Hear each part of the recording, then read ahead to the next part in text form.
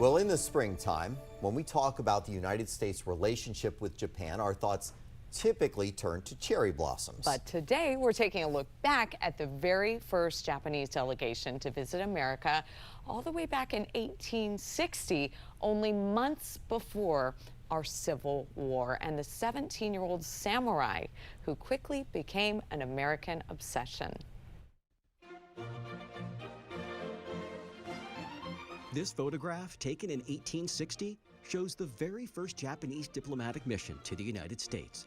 A group which included a witty and warm 17-year-old named Takeshi Onojiro, a samurai the press nicknamed Tommy. It's just such an incredible story, not just... In her book, Civil War Samurai, University of Tennessee historian Dr. Natalia Doan reveals the surprising influence that Tommy had on our culture during a time of great upheaval. It shows us a story of samurai becoming celebrities, of inspiring different American people in ways that no government could have predicted or controlled. The 77-man Japanese delegation documented their trip around the globe on this very map. Their stops included Baltimore, Philadelphia, and New York City, where, according to Dr. Doan, they were treated like rock stars, complete with parties and parades, the papers even calling them distinguished strangers from across the seas. The delegation's mission in 1860 was to sign a commerce treaty, but they ended up bringing samurai.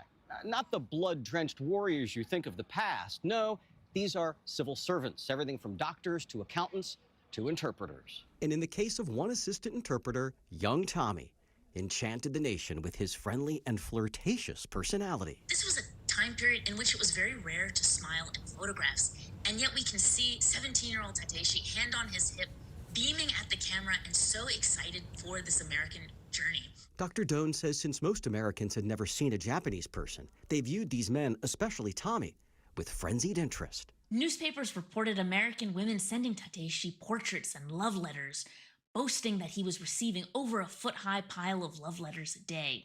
Takeshi Onojiro was so beloved, the prolific composer Charles Grobe wrote a song in his honor, a song that people still dance to today. It's called the Tommy Polka.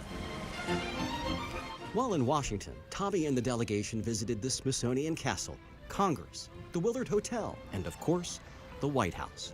President James Buchanan hosting the visitors in an East Room so crowded, women were standing on chairs to catch a glimpse of Tommy and his compatriots.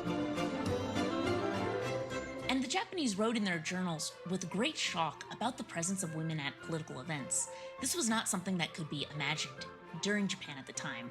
The idea that the shogun would be dancing in public with the wives of his retainers was absolutely unimaginable in Japan. Dr. Doan says while these diplomats were here to talk business, the cultural ramifications of their visit proved far more influential, especially in a nation plunging headlong toward civil war. Inspiring people to rethink some of the key values of culture, of civilization, of race, during a time when all of these concepts are up in the air, but deeply important to American people.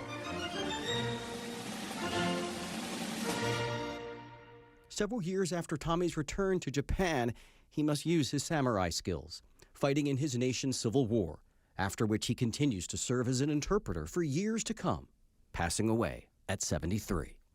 I'm Jay Korf for 7 News.